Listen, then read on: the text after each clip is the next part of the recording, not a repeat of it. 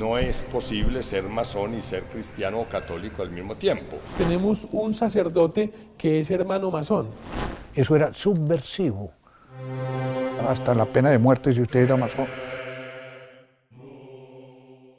De esta manera se da inicio al acercamiento de una parte de la sociedad que ha procurado mantenerse al margen del común de las personas, pero que al mismo tiempo tiene un recorrido histórico que genera curiosidad, definiciones apresuradas de lo que realmente son y hasta señalamientos por parte de aquellos que pretenden saber mucho al respecto y se establecen como opositores fehacientes a ellos.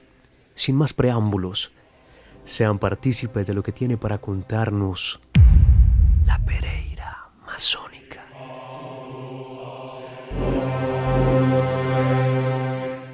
La masonería es una orden parecida a las órdenes religiosas, etcétera, pero muchísimo más amplia y con unos estatutos mucho más laxos. Algunos, seguramente por darle importancia a la masonería, dicen que la masonería viene de un maestro especial que fue el que construyó el templo de Salomón. Yo creo que históricamente no se puede probar.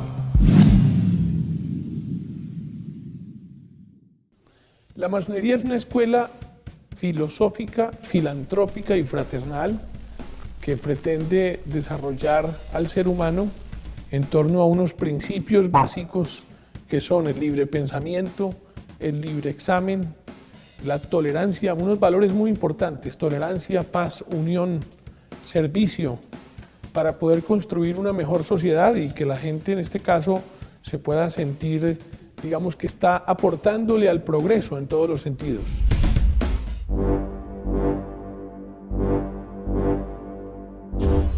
Realmente la masonería se extiende por todo el mundo. Se considera que en este momento hay unos de 15 a 20 millones de masones. En los Estados Unidos nada más hay 11 millones. La masonería predica básicamente, tiene un lema básico: libertad, igualdad, fraternidad. Ese lema lo adoptó la Revolución Francesa y figura en el escudo francés. Lo que la masonería buscaba siempre es precisamente que la libertad humana, la igualdad humana y la fraternidad reinen sobre la tierra. Pero sobre todo los hombres, sean cuales fueran las religiones o las creencias. Parte del problema que hubo con algunas iglesias es que en siglos anteriores ciertas iglesias no aceptaban esto sino para los miembros de su iglesia. Digamos, el Concilio de Trento llegó a decir que fuera de la Iglesia Católica no hay salvación. Entonces, por consiguiente, una entidad como la masonería, que desde el principio aceptó a todos los hombres de todas las razas, de todas las creencias y de todas las religiones, chocaba con ese tipo de preceptos religiosos. Eso ya terminó con el Concilio Vaticano II, pero durante 200 o 300 años eso produjo un choque ideológico entre la masonería y algunas confesiones religiosas. Pero en general en todo el mundo se ha extendido y básicamente es eso, es una reunión de personas que gira alrededor de esos tres principios. También hay un principio básico de estos que es el principio de la tolerancia, según el cual todo el mundo tiene derecho a tener sus propias creencias y nadie debe perseguirlo ni molestarlo por las creencias que tenga. Esos tres principios son básicamente... Los masones vienen de la palabra masón. Masón en francés es albañil. Y por lo tanto, esos albañiles se fueron constituyendo en grupos grandes cuando tuvieron que hacer, después de las invasiones de los bárbaros del norte de Europa al sur de Europa, comenzaron los albañiles, que se llamaban masones francos, comenzaron a hacer casas, palacios, templos, y entre ellos los templos góticos de la Edad Media, que son hermosísimos. Entonces constituyeron una especie de corporación fraternal y amistosa. Y como es natural, en esa época de la historia de la humanidad, pues no había sino albañiles, no había maestros, no había arquitectos, no había graduados, no. Eran maestros todos, inclusive los famosos artistas no tenían títulos. Bueno, entonces esas asociaciones recibieron muchos privilegios de los papas y de los príncipes. La masonería desecha la espectacularidad. Es por ende que a través de la historia ha tenido personajes que han dejado huella en el mundo, desde su labor como dirigentes, artistas, libertadores o científicos, tales como George Washington, Napoleón Bonaparte, Simón Bolívar, José de San Martín, Antonio José de Sucre, Salvador Allende, Benito Juárez, Mario Moreno Cantinflas, Walt Disney, Henry Ford, Benjamin Franklin, Mozart, Beethoven, Harry Houdini, entre otros. La masonería de Colombia llega hacia la primera década del siglo XIX. La primera logia se funda en Cartagena, las Tres Virtudes Teologales, en 1808. Pero ya antes, en 1804, Bolívar, San Martín y O'Higgins habían fundado en Cádiz, España, una logia para liberar América. De ahí en adelante, en la Guerra de la Independencia, casi todos los jefes políticos y militares fueron masones. Santander, Sucre, Córdoba, todos fueron masones. Es decir, no hay ni uno que no fuera masón, ¿no es cierto? Después viene una pelea entre Bolívar y Santander, y como la mayoría de las logias se van con Santander, Bolívar las prohíbe, pero es por una pelea política, pero Bolívar era grado 33 y Santander también. La masonería se despliega a todo el país con la tesis de que debe haber una separación entre la Iglesia y el Estado. Esa tesis es combatida radicalmente por la Iglesia y por el Partido Conservador, que era católico. Y durante todo el siglo XIX usted ve una lucha por esa tesis. En la Constitución Radical de 1863 se separa la Iglesia del Estado. En 1886 la Constitución de Núñez vuelve al Estado confesional católico. Y eso continúa hasta la Constitución de 1991, donde vuelve y se instaura la separación entre la Iglesia y el Estado. De manera que hoy en día ya nadie discute esa separación entre la Iglesia y el Estado. Eso que fue objeto de guerra civil y todo, hoy en día no tiene ninguna discusión. En Colombia tenemos 7 grandes logias. Cada gran logia, digamos que tiene un gran maestro, así como en este caso yo estoy de gran maestro en esta gran logia. Y las 7 grandes logias se reúnen en lo que llamamos la Confederación Masónica Colombiana. Esa confederación, digamos que traza los lineamientos generales y básicos de la masonería en Colombia y obviamente pues establece relaciones fraternales con otras entidades masónicas del mundo. Al mismo tiempo, cada gran logia también hace un trabajo de relaciones internacionales y también con todas las demás grandes logias de Colombia. Actualmente tenemos 7 grandes logias que son las siguientes. Gran Logia de Colombia con sede en Bogotá. Está la Gran Logia Oriental de Colombia Francisco de Paula Santander con sede en Cúcuta. Está la Gran Logia de los Andes con sede en Bucaramanga. Está la Serenísima Gran Logia Nacional de Colombia con sede en Cartagena de Indias. Está la Gran Logia Nacional de Colombia con sede en Barranquilla. Y está la Gran Logia de Santa Marta, que se unió recientemente a la Confederación Masónica Colombiana. Son 7 grandes logias, es una sola masonería y todos estamos prácticamente trabajando por el mismo tema. En la ciudad de Pereira se tiene registro de personajes reconocidos históricamente, que además de aportarle a la sociedad, tienen monumentos, estructuras o colegios a su nombre. Tal es el caso de Santiago Londoño, Sique Gandur y Deogracias Cardona, por nombrar algunos.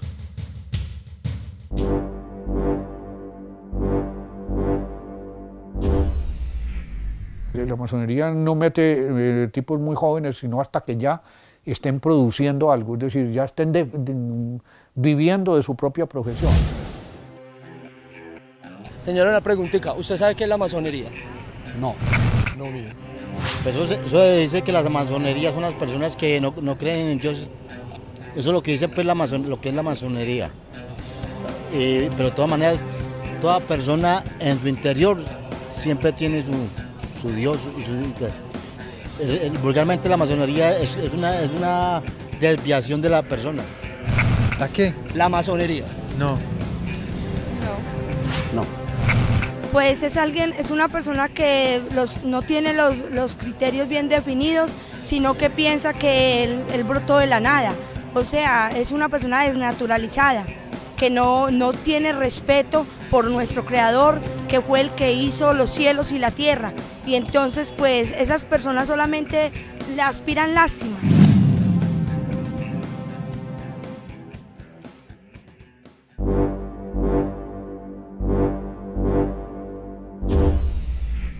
La masonería Pereira, se considera que algunos masones llegaron a Pereira a fines del siglo XIX. Eran radicales, formaban parte de un partido radical, pero ellos no fundaron logias sino hasta 1917, que se funda la Logia Libres de Caldas. Esa logia la funda Santiago Londoño, un médico, con la ayuda de varios pereiranos y un manizaleño, y esa logia todavía continúa, va a cumplir 100 años en estos días, tiene 90 y pico de años. Eso es más o menos el principio de la masonería formalmente, aunque antes había masones pero aislados. Si usted observa bien los estratos dirigentes de Pereira, eso es particular en Pereira. En Pereira hay un gran respeto por las ideas de los demás y por las confesiones religiosas de los demás. Y ese espíritu que se contribuyó a formar en Pereira fue un espíritu que la masonería trató y logró difundir en Pereira. Aquí se recibe muy bien a la gente que viene del exterior, a la gente que viene de afuera. Aquí ascender socialmente es muy fácil. Basta que usted tenga buenas costumbres y que no sea una persona y asciende socialmente. Usted va a otras ciudades y allá no asciende fácil. Y lo pueden recibir con su plata, pero usted no entra fácil a ciertos círculos. En Pereira no hay ningún problema. ¿Debido a qué? La masonería allanó el camino de que seamos una ciudad tolerante y una ciudad muy receptiva, y eso formó parte del espíritu pereirano. Es la actividad de los masones. Los masones aquí en Pereira pues han hecho gestas cívicas importantes, han participado en todas las entidades, digamos, que son de renombre y que tienen también una función social importante. No olvidemos que la masonería es fundamentalmente una escuela de pensamiento que también beneficia todo el proceso libertario y al mismo tiempo la democracia y la unión de todos los seres humanos. Y Pereira siempre ha sido un baluarte muy de libre pensamiento, para no hablar pues de una corriente política en especial, pero sí Pereira ha sido un refugio de todos aquellos, digamos, seres humanos que han sido tildados de muy liberales en otros lados y que en este caso fueron perseguidos. Por ejemplo, en la época de la violencia del 48, 49 y 50, incluso hasta el año 54, llegaron muchos, pero muchos personajes, digamos, de corriente más liberal, que obviamente muchos de ellos fueron recibidos en el seno de la orden y hoy en día pues tenemos a sus descendientes en ella.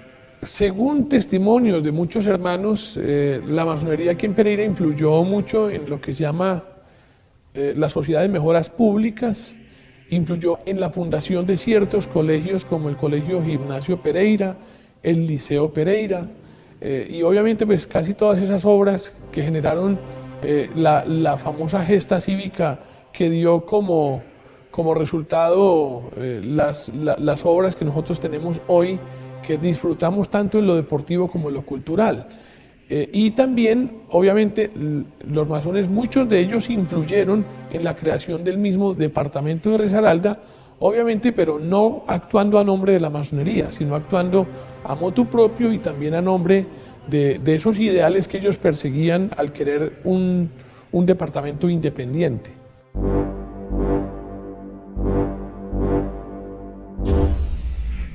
Cuando uno viaja por el mundo, uno puede en un momento dado, en algún sitio público, hacer un signo si se encuentra en situación difícil, hace un signo de ayuda y el masón que esté por ahí cerca tendrá que ayudarlo. La masonería no es un partido político, ni es una orden religiosa, ni es una religión. Entonces no hace propaganda, ni tiene iglesia, ni llama misa, ni llama misa masón. La masonería no actúa así, actúa simplemente ayudándole a la gente a moldear su modo de ser para que donde esté sea una persona tolerante y sea una persona que resuelva los conflictos de una manera racional, es decir, creando un ambiente de tranquilidad, de tolerancia. Y ese es el ambiente, eso es más importante que, para la masonería, eso es más importante que otras formas de expresión. Tal vez los opositores más resaltantes de la masonería en la historia haya sido la Iglesia Católica, pero localmente las posturas de ambas partes en la actualidad se desconoce. La Iglesia Católica estaba completamente imbricada con las monarquías absolutas desde la Edad Media. El rey de Francia y el rey de España, al rey de España el Papa le concedió el privilegio de nombrar a los obispos. Luego los obispos y los sacerdotes eran funcionarios del rey. Cuando se empezó a cuestionar, lo mismo sucedió en Francia, cuando se empezó a cuestionar el poder absoluto de los reyes, el movimiento de la Ilustración, el movimiento filosófico de la Ilustración de Voltaire, de Rousseau, de Montesquieu, en Inglaterra de Locke, ¿no es cierto? Esas ideas de que el poder de los reyes era inconveniente y de que debería retornarse a la democracia que habían creado los griegos, chocaron con ese matrimonio que tenía la Iglesia Católica con los reyes absolutos. Fue un choque político e ideológico. Y ese choque se resolvió en unas revoluciones como la Revolución Francesa y la Revolución Americana, que llevó a la terminación de las monarquías absolutas. Entonces, como hubo un choque ideológico y político muy fuerte, quedó una profunda enemistad entre las dos entidades. Ahora sucedió otra cosa. En el siglo XIX, Italia estaba dividida en varios estados y el Papa tenía la mitad, el centro de Italia era un reino del Papa. La masonería ayudó a la unidad italiana para que la Casa de Saboya uniera a Italia. La Casa de Saboya invadió el reino del Papa y se tomó al reino del Papa y dejó al Papa únicamente en el Vaticano. El Papa excomulgó a la Casa de Saboya y por ahí derecho redobló su excomunión contra la masonería que le había ayudado a hacer eso. Entonces eso hizo que hubiera una enemistad política muy fuerte.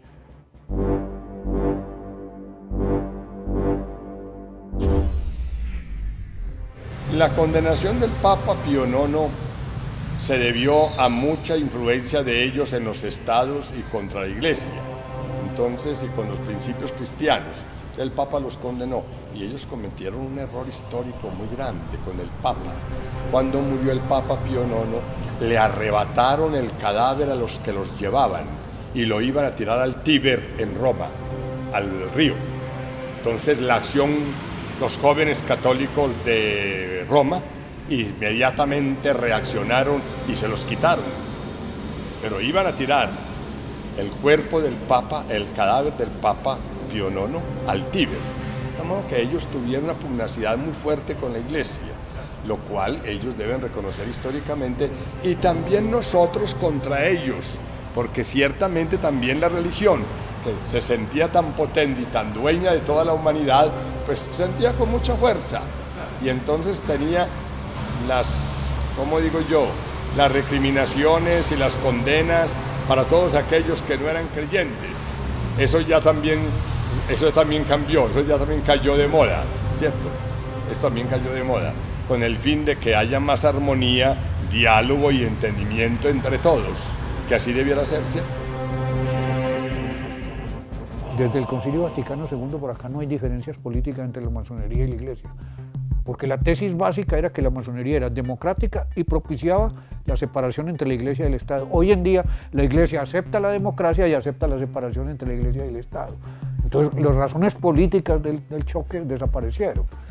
O sea que usted no ha vuelto a oír peleas entre la Iglesia y la masonería desde hace por ahí 30 o 40 años. Y las que hay es de gente atrasada que todavía no está en la actualidad, que no conoce el documento sobre la libertad de conciencia del concilio o no conoce los nuevos planteamientos de la masonería. O sea que en este momento no hay ninguna lucha. Y hace más de 30 años, hace más de 40 años, desde el Concilio Vaticano II, que fue del año 62. Eso es básico, que hubo en el pasado, tremendas. Repito, la masonería propiciada por el renacer de la democracia, ¿cierto? Y por destruir los reyes absolutos. La Iglesia estaba casada con ellos. El choque era inevitable. Pero eso fue hace 100, 150, 200 años. Hoy en día no hay ningún problema.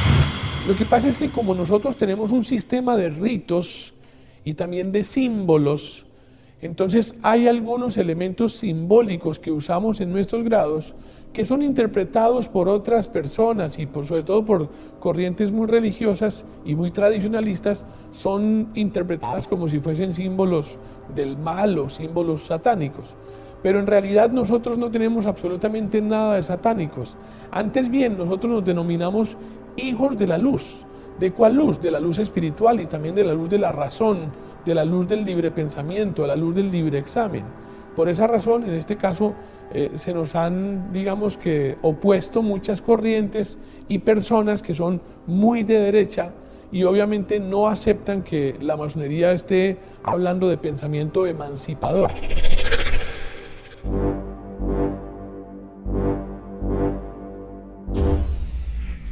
Es así como una de las sociedades discretas más ancestrales del mundo permite dar una leve mirada a lo que es y su importancia dentro de su contexto social.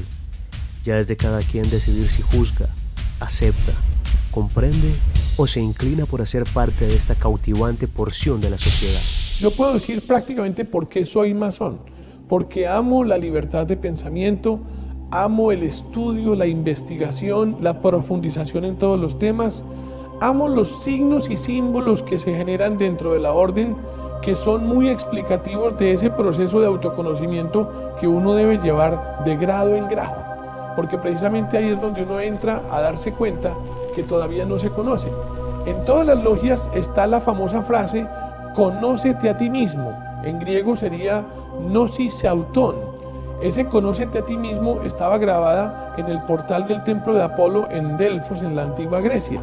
Y es un simbólico precisamente que quien sea iniciado masón tiene el sagrado deber de conocerse profundamente, de mirar sus fortalezas, sus debilidades y convertir las debilidades en fortalezas a través de un buen trabajo interior, un pulimiento interior. Me ha ayudado a perfeccionarme, a ser mejor ser humano, a colaborar con las redes de seres humanos que están trabajando en beneficio de la sociedad y las comunidades.